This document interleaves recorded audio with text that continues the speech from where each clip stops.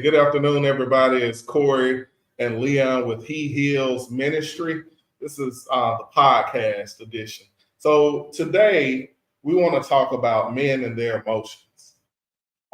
Typically, Leon, when we hear that a man is emotional, what's one of those first things that comes to your mind?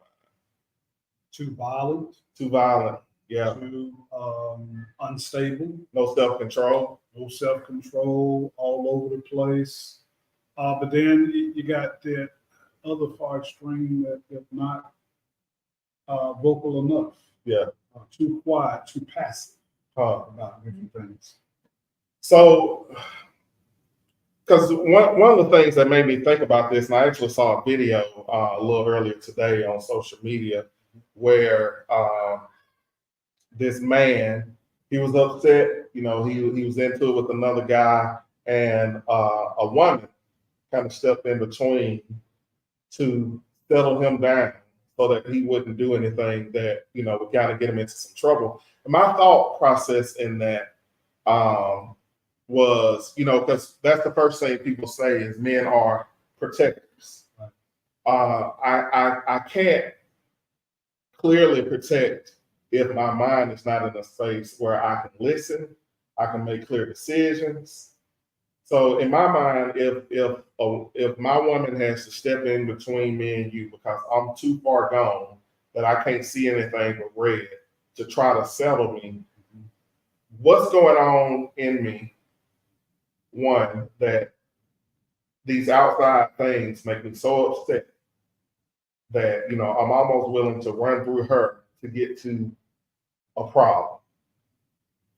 It's usually past emotional triggers. Mm-hmm. Something that happened in my past dating life or past situation to where I didn't respond to it, I didn't react to it. If I get in this situation again, I'm going to respond. And a lot of times we over respond. When we get ourselves out of our emotional control, we really don't have any control. When we get too emotional, we lose focus of everything that's happening, not realizing that there's a consequence to every emotional action that we make. So it's usually me going back to what happened in the past, or I didn't, in your situation, I didn't protect my last lady, and she called me this and that behind the scenes. So if I get in another relationship and this situation happened again, I'm gonna beat my chest and I'm gonna be that protector. When really, in actuality, that situation probably requires a lot. Huh. So that really made me think because I've said that before. Mm-hmm. I remember growing up and the relationship that my mom and dad had was it was kind of sketchy, and so things would happen, and I'm like, well, I ain't big enough to say anything, I ain't big enough to do anything, but if it happens when I'm able to do something, say something, I'm gonna do something. And it was in my mind that regardless of what was going on, I'm gonna handle this the next time it comes up. I'm gonna step up, I'm gonna say, I'm gonna act, I'm gonna respond. Right. But then what happened for me is, one, I had to realize, regardless of what I see people do, I still have to show respect, right? And then two, maturity says, that might not be the best way to respond. Me just holding on to something that happened as a kid and then responding as a grown man with those same thoughts and the way that I process things back then probably ain't gonna help me. Right. It's probably not gonna, end the way, the way that in my mind I played it back so many times that it would. But when we talk about, one of the things that you said was a lot of times people see men as not showing emotions enough. And we even use the term emotional intelligence. That's one of the terms that's been used a lot here lately. Emotional. I want an emotional intelligent man. I want an emotional intelligent woman. Someone who understands their emotions, how to regulate those, and what they allow people to do. The other thing is with emotional intelligence, sometimes it seems as if I say that maybe he's not as emotional intelligent, that the way that you show emotions is wrong. When in reality, when we're showing our emotions, it is my responsibility to see what type of person you are and then respond accordingly. Not say, Leon, change how you do X, Y, Z, because that's wrong. Right. Right. So when you think about that, when you think about emotional intelligence, what does that look like? What does that sound like to you? Emotional intelligence, and let's focus on that intelligence part. Mm-hmm. It's saying that I have the mental capacity to address whatever situation with the right type of ingredients that's needed. I'll give you an example. You're a great baker. Yeah. Okay. But if I put in too much of one ingredient, if I'm making a chocolate cake, it has to be a perfect blend. Correct. For everything to taste perfect. But what happens if I put in too much fudge or too much chocolate? I can't taste anything else. It's not a good balance. So that intelligence part is saying to us, I have the right capacity to apply what's needed in that situation because God created us as emotional creatures. Mm-hmm. We burn, we don't say ouch. When we get our feelings hurt, we don't address it. When there's trauma in our lives, we're going to cry. So we understand that we're emotional, but we have to learn how to apply that emotion in the right situation. So let me ask you. So what when you think about the different types of emotions, what are your emotional go-to? So a lot of times my emotional go-to, we found out the other week, one of the emotions that I typically fall into is kind of boredom. And what that looks like is it's not that big of a deal. You know, I'm okay. I can handle it. You know, and it kind of looks like peace in certain situations, right? Right. And so that's one of the ones that I kind of lean into. Mm-hmm. Is that I also lean into I try my best to lean into joy and trying to figure out, but it looks like me trying to figure out the best way to make everybody else, you know, happy or fix or not necessarily control the situation because I understand, you know, I ain't big enough for that, Right. but to bring them what they need, Right. to be a servant to people. And I'm Right. like, well, that's the thing. Those are the things that, you know, I typically like. These are my go-to. Right. What do you when you think about the emotions? What are your go-to? My go-to is there's a sign I have on my desk, and it just simply reads, need more information. I don't overanalyze, I don't underanalyze. I need the information to make the right decision for this right situation. So when I have people coming in emotional, the wife coming in all sporadic and stuff, I'm first like, hey, let's calm down. Explain to me from A to B what happened. Put everything on the table. But in a lot of times I find myself being over excited about an emotional situation. Instead of needing a reaction, I want to know all the information, but I do need to react before I get all the information. Father had a stroke. I'm trying to figure out what happened. Yeah. Instead of getting the ambulance, phone call, to get him to the hospital, then tell me. Yeah. So a lot of times I have to sit back, okay, Leon, let's put this thing in perspective. That emotional trigger is trying to control that aspect that I need more information. So, and that's good because you know what I was looking at too with the emotions that we have is a lot of times we feel like we should not delve into certain ones. Right. Mine that I feel like I shouldn't I should try to steer clear of is anger. Because I feel like, I've not experienced it a lot. Right. And when I do, it's not one that I'm typically able to control as well. And so I don't like holding that. I don't like that being a part of my life. But when you think about that, what is one of those ones or few that you see, man, I don't want to deal with this like that. I don't want to face this emotion. I'm piggybacking off you, and anger is the one that I have. That in the past I have handled some situations in anger when anger was not the right mode to address it.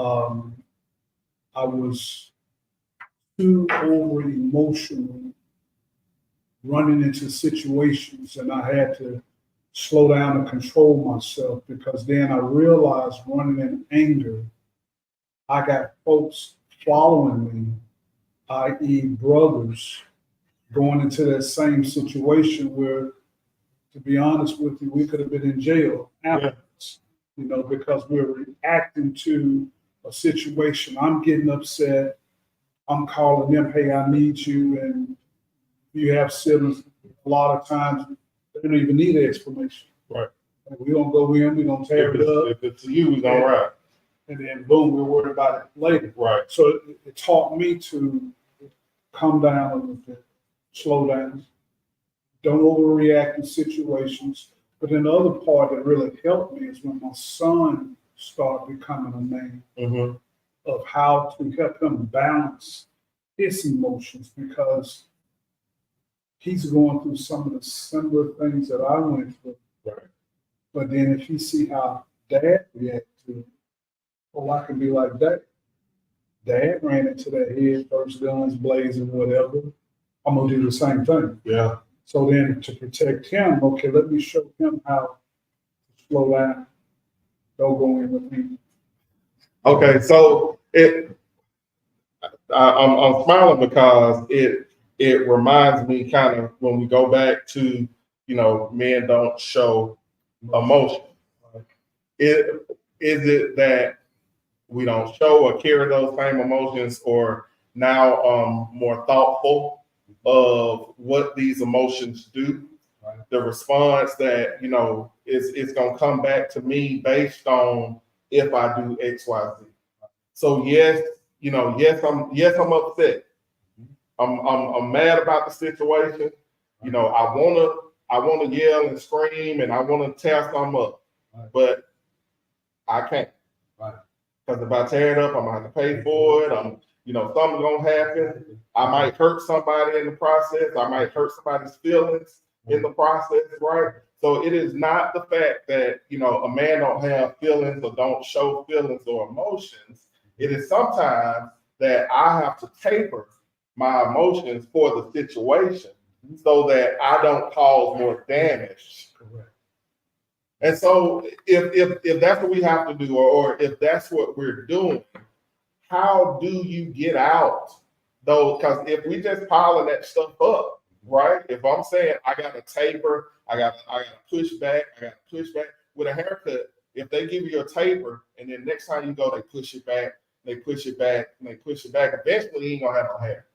Eventually, it's not gonna be anything there. So how do you get it back full? How do you get all of that, all the tapered emotions? How do you get that out? We are emotional creatures, as I've said. We have to find the appropriate release. I won't give it as a blanket for everybody, because you can have different emotional release. People that you can trust to have a good conversation with that would allow you to vent if you need to vent, but then also allow you to have some correction inside that. Both of you and I are fathers. We both have young men. There are times when they come and they vent to us, we sort of laugh because we've been through that same situation. Right. Oh, I can help you with this. But the key to it is when you listen to them. Yeah. And most time they do because they have proven us, or we've proven ourselves. So finding somebody that you can talk to. There's nothing healthy about holding everything inside. Yeah. When we talk about emotional, it goes sort of parallel to mental health issues now. And there's nothing wrong with going to a mental health provider as men Mm-hmm. to talk about it. I've said it to my son, there's nothing wrong with a man crying. There's going to be some things that affect us. We're going to get emotional, we're going to cry about it, but we get up and we move on. So we can get out of this bad old philosophy Mm-hmm. of that we don't need nobody to talk to. Yeah. We don't need nobody to address our issues to. You're a man, you're supposed to handle it. No. If you go back in the biblical days, the very first man, Adam, was walking with God inside the garden. Mm-hmm. And God was telling him how to handle different things. And when the fall happened, then that's when man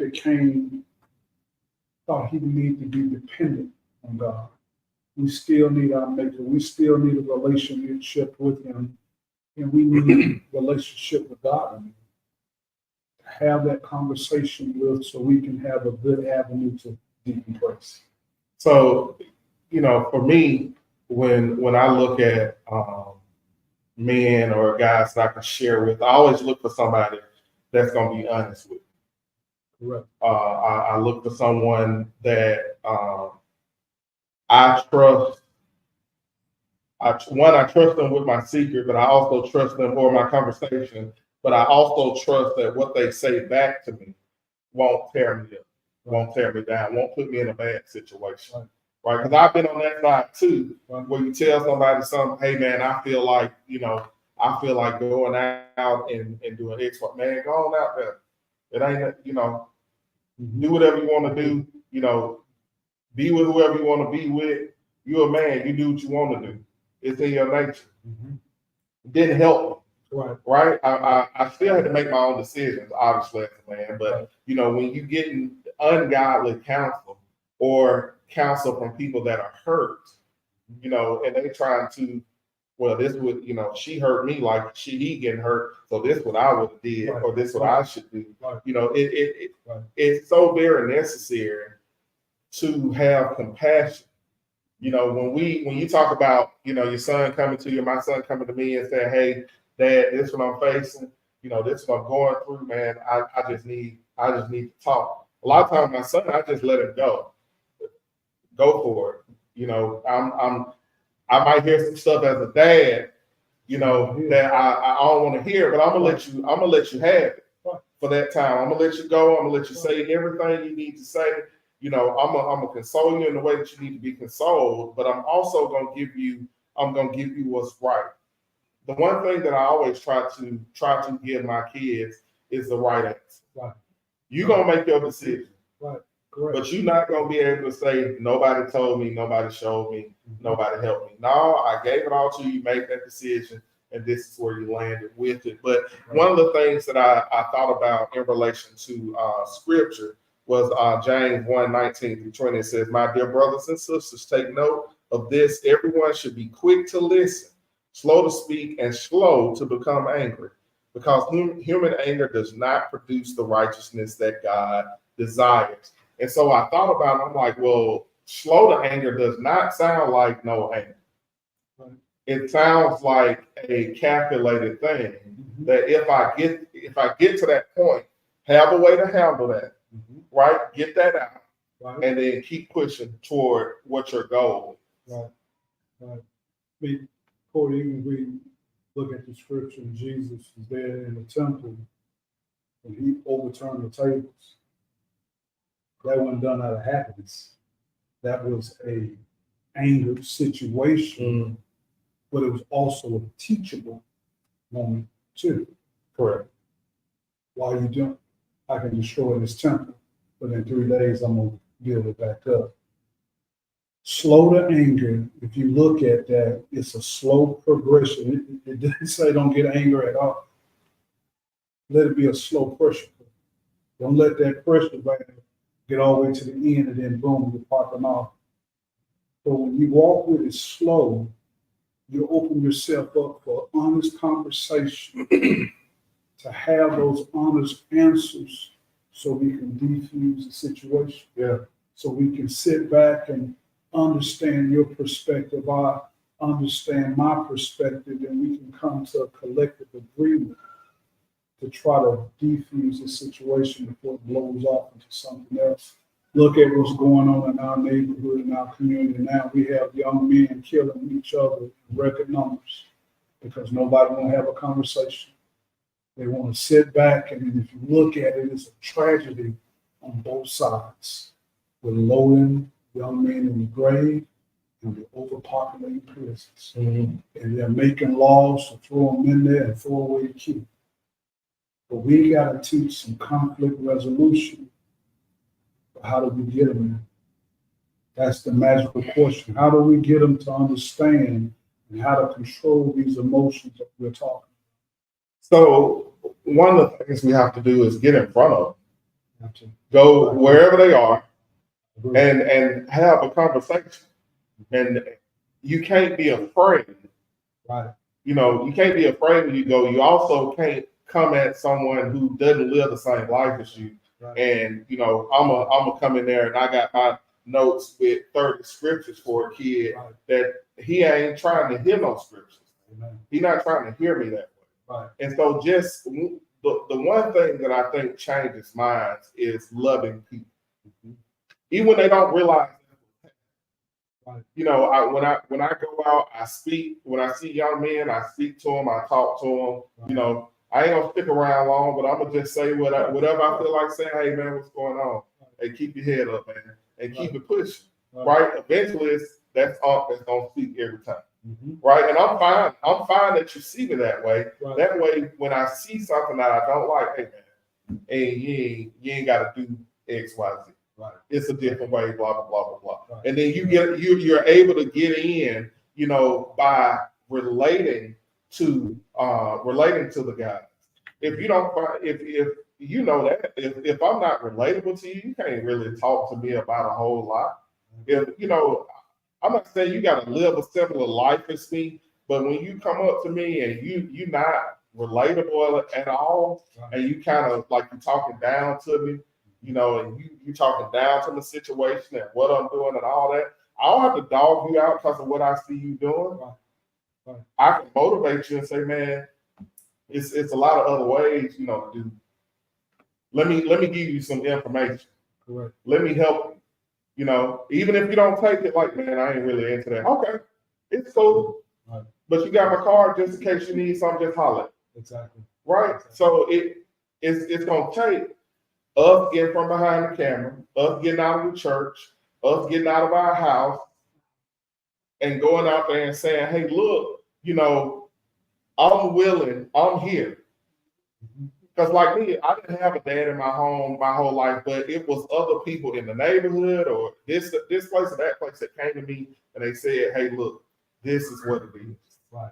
And they weren't afraid of me because my face is always stern or whatever the case is. I know it's a little bit different. All these kids got guns, blah, blah, blah. I was in a store, and I know I'm talking a little bit long, but I was in a store, and this guy, he had a backpack on, and I could see the rifle, you know, the little pistol sticking out of it and everything. I'm like, what's up, man? Everything good? And he, me mugging. I'm like, man, I don't want that, man. I was just hollering at you. I saw you come through. Them shoes clean, man. Oh, yeah, these my favorite kind. Blah, blah, blah. I done broke you all the way down. I'm not afraid that you got a pistol. You're not going to use it on me because I ain't got no issue with you. Right. Right? And so, you know, it takes men that want to see men be men, that want to see men do well, that want to see the community change. It ain't enough.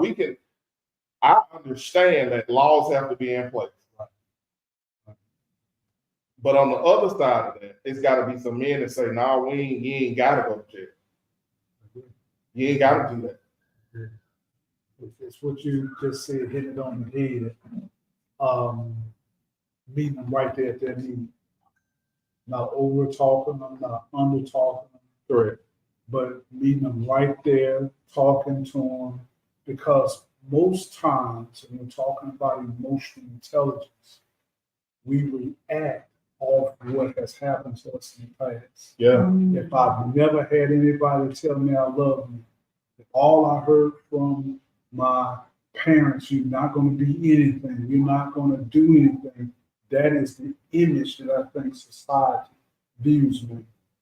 I was talking to my wife, and I was made the analogy. I said, my grandmother, who I love to death, always spoke affirmations over me. But I never stepped up to do that to the children. It's kind of baffled me now. I'm sitting here 53 years old. Why could she pour love inside of me, but she didn't pour love into that she birthed? That was sort of mind-boggling. But then I had a mother and father who gave me the perfect balance. Mom, and cushy, but the dad, hey son, yeah, kiss you, but you gotta keep moving. Can't lay here watching. So when we go out, to your point you made about getting behind this camera, going out to talk to these young men, meet them right there, maybe open it up with a hug. Never had that before. To that point you made, the connection to the shoes. Oh, he knows that. Yeah, he knows my kid, he's my favorite. That's that commonality. Once we find that commonality, we can start building. Man, it's, we could really go on and on, about this particular topic, especially, the title was emotional integrity, our responsibility with our emotions and how we use our emotions and how we teach. Because as men, that is, one of our main jobs is to teach, our children, our community, what to do, what not to do. Our men, they need to get that from us, right? So it's not an excuse to say, well, the prison's overcrowded with fathers and they're not in the homes. Well, it's a father, it's two right here, right? And so my responsibility can't just be my house, my kids, my neighborhood, my job. It has to be the people that who needs you. Who needs you to speak to them and encourage them like Grandma did you? Who need that hug? Who need, to understand how to deal with anger, or how to deal with anxiety, or how to deal with sadness and all these different things. And I think, one of the things that causes the issues with the younger people, not even younger people, because it's everybody is popping off right now. But what happens is we've not been taught how to deal with any of it. I don't know how to deal with my emotions. You made me feel uncomfortable, right? Whether it's sad or mad or whatever you do, you made me feel uncomfortable. I don't know how to get back at you with that. I don't know how to deal with that in me. Let me fight. Let me shoot. Right? I got to prove a point now because you hurt. Instead of being able to deal with the hurt. And so it's our responsibility, as men, as fathers, as Christians, to say, hey, look, man, this is something. Are we going to be accepted everywhere we go? Is every kid going to say, man, those guys taught me something? Those guys, no, we plant seeds.